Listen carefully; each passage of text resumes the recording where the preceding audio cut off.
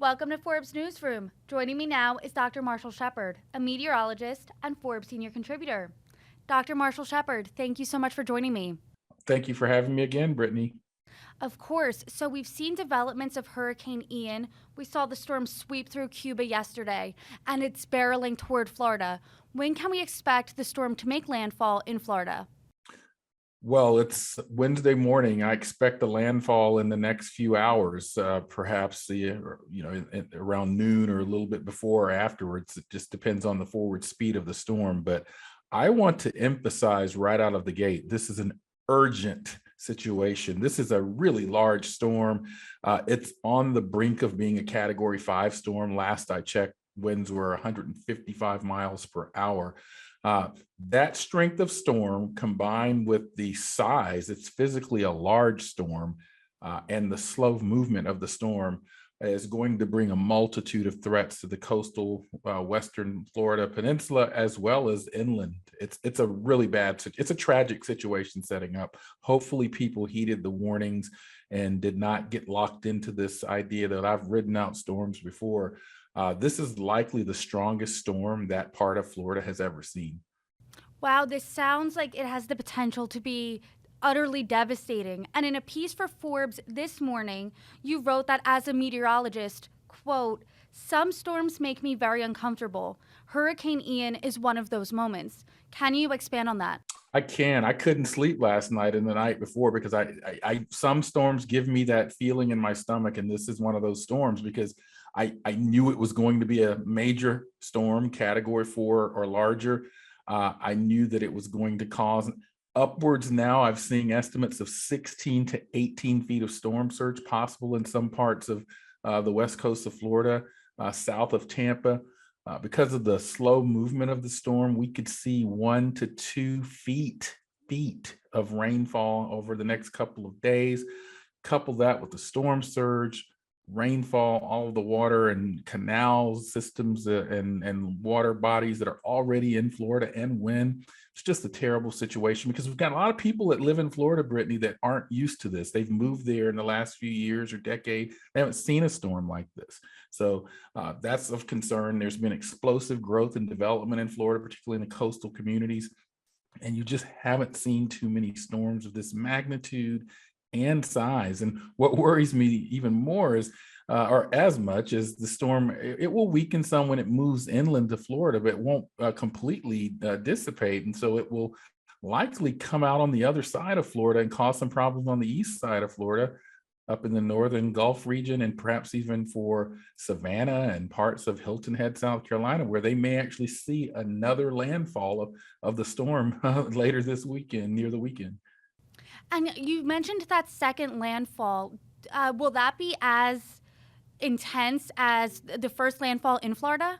No, it won't. The storm will certainly start to weaken once it moves into Florida, but not to a point where it won't cause threats. That's why I hate to use the word weakens, even though we do use it, because there will still be impacts of this storm as it sits there over central Florida in terms of rainfall, winds, and so forth.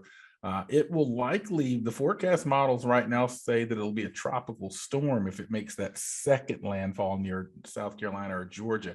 But I can't rule out the possibility of a little intensification once it moves back out over the water. And so could it still be a lower end hurricane on that second landfall? Remains to be seen. But even still, the tropical storm force winds and rainfall will create a problem, will create surge even for those coastal communities in Georgia, South Carolina, and North Florida, and perhaps even inland into parts of Columbia, South Carolina, into Athens, Georgia, Atlanta, Georgia. We could see rain and even some strong winds. And when are we seeing that rain and strong winds in Georgia and South Carolina? Though that would be later in the weekend, perhaps Saturday or even into Sunday. So, but the immediate threat is right now. And the immediate threat is in southwestern Florida, but what about for the rest of Florida? When will they be seeing Hurricane Ian? Unfortunately, the entire peninsula is dealing with this storm.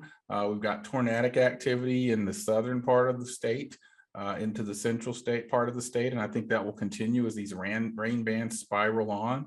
Of course, we have the wind, rain, and storm surge in the western region from Tampa Bay down to parts of Bradenton, Sarasota, and Fort Myers. And so This is a storm that the majority of the peninsula of Florida is going to be dealing with from today, Wednesday, through about Friday. And that's a terrifying prospect. That's a long time. And we saw Hurricane Ian rip through Cuba yesterday. Residents in Cuba called the devastation, quote, reportedly apocalyptic. And there's widespread power outages. How does that devastation compare to what Floridians could potentially see once the storm makes landfall there? Well, I'm glad to hear that you mentioned Cuba because we often forget about these islands that get hit by these storms before they make it to the U.S. And I certainly would have expected significant damage in Cuba. And you also have a more vulnerable population too, in terms of socioeconomic means and capacity as well. But even here in the United States and parts of Florida, I don't care what kind of economic means you have, they can't withstand 155-mile-per-hour winds and 16 to 18 feet storm surge. That's going to pretty much do damage to anything in its path. That's why I hope people heed the warnings and have gotten out of those barrier islands or those really low-lying coastal areas. This is not a storm to sort of say, well, I've ridden out this type of storm before. Probably haven't seen this type of storm before. And so that normalcy bias or optimism bias that people often exhibit just doesn't apply. If you think back to 2017 with Hurricane Harvey in Houston, that storm caused 50 inches of rainfall over a span of about 3 to 5 days. And people said, well, we thought we'd be okay. We get rain and flooding in Houston all of the time. Well, that's true, but you don't get that type of rain and flooding. It's an anomaly event. And so that's what I'm trying to get people to understand. Look, we're in a situation where these waters in the Gulf of Mexico are extremely warm. We're seeing storms rapidly intensify with more frequency. That means they get stronger over a shorter period of time. There are likely some links to climate warming in there. And so we have to be prepared for this new generation of hurricanes, and people have to change the way they react to them. And you mentioned sustained rainfall, warm water. What is the most dangerous aspect of this storm that you're most concerned about? I'm most concerned about the water in this one, Brittany. It's a great question because what people don't realize is oftentimes when hurricanes are approaching, we hear a lot about how fast the winds are. And this one has 155 miles per hour winds. That will certainly cause destruction.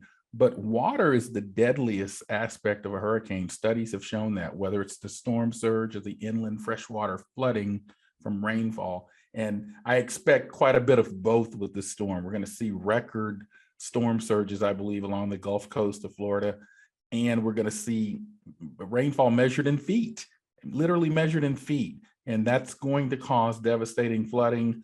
I just hope that people are prepared and understand that the water threat is equally and in some cases even more deadly than the wind threat. And so we need to be prepared for all of those threats, as well as the tornadic threat that will remain in the peninsula of Florida much of Wednesday and Thursday. And can you expand more on that tornadic threat there?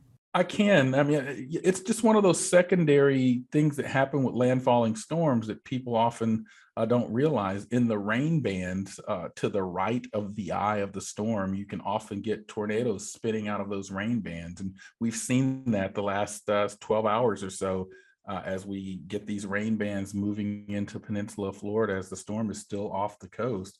And they're spinning up tornadoes all throughout the peninsula of Florida. And so that threat will remain in addition to the more direct threats of surge, rainfall, and wind. And when we opened with this interview, issued a direct warning that this is urgent. How do you anticipate that Hurricane Ian is going to stack up to other storms that Florida has seen in recent history? It's going to be right there with them. As you note, Brittany, Florida has only had 4 Category 4 or larger storms make landfall. And you mentioned there was Andrew, there was Irma, there was Michael and Charlie. This storm is already as strong or stronger than some of those and physically larger than some of those. People remember Charlie in this area. It was a Cat 4 storm. So that has implications for the reach and extent of the wind damage, the rain damage, and the surge damage. So these are not the same storms by any means. So, I mean, at the end of the day, I think Ian could rank as the worst hurricane the west coast of Florida has seen in recent record. Wow. And I know you said that as the storm is approaching Florida now, it's inching toward a Cat 5. Can you expect it to reach a Category 5 storm? I don't know if it will or not, but my message there is it really doesn't matter. A strong Cat 4 and a weak Cat 5 are going to do about the same amount of damage. So it's going to be a bad situation either way. So it certainly could. It's certainly on the cusp of it, but I think we all get fixated more on the category. My message to anyone listening is from an impact standpoint, a strong Category 4 storm and a lower end Category 5 storm are the same thing. Got it. And from what you're describing, it sounds like this is going to be a storm that Floridians are going to be telling their kids about. So, what has the local and federal government response been so far? Well, I think they've done what they could. I've seen declarations of state of emergencies by the states at the state level, and I know that FEMA, the National Weather Service, and other federal agencies that are relevant have been mobilized for some time, EPA and others. So I think the federal response has been very, very, very good. This was a particularly challenging storm because in the days leading up to it, our best weather models were a little bit divergent in terms of where the storm was going to go. There were some that had it moving more up into the panhandle of Florida, and some were turning it into the peninsula. In the last day or two, we've started to see those models converging on this turn that we're starting to see into the west coast of Florida. Typically, our models come into a bit more consensus earlier than they did with the storm. And so that did create some challenges for planners and emergency managers having to make decisions. But I think they erred on the right side of this by making a decision for the worst case scenario. And if some places had to do certain things and it ends up not being as bad where they are, well, then that's okay. We sometimes have to evacuate and be okay with the fact that our house is still standing.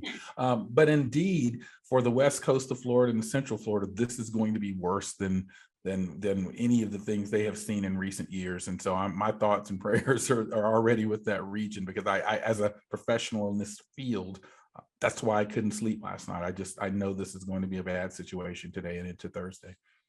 And Dr. Shepard, we hear you, our audience hears you, we hear your dire warning, and we thank you for your update on Hurricane Ian. And we will continue to monitor the storm as it rolls through Florida and onward. So, Dr. Shepard, thank you so much. Thank you, Brittany.